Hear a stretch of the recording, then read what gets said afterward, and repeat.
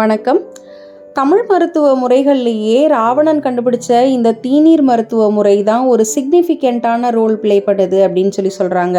நம்ம எந்த ஒரு மருந்து பொருள் எடுத்தனாலும் அந்த மருந்து பொருளை அவங்க சொன்ன அளவுக்கு இடிச்சிட்டு தேவையான அளவுக்கு தண்ணியை ஊற்றி அவங்க சொன்ன நேரம் வரைக்கும் ஊற வச்சுட்டு நீராவி வாழை வடித்தல்ன்ற இந்த பாத்திரத்து மூலமாக நம்ம அடுப்பில் ஏற்றினோம் அப்படின்னா அந்த மருந்து நல்லா கொதிக்கும் போது அதிலிருந்து ஒரு எண்ணெய் தன்மையோடு அந்த மருத்துவ சத்து எல்லாமே நீராவியாக நம்மளுக்கு வெளியே கிடைக்குது.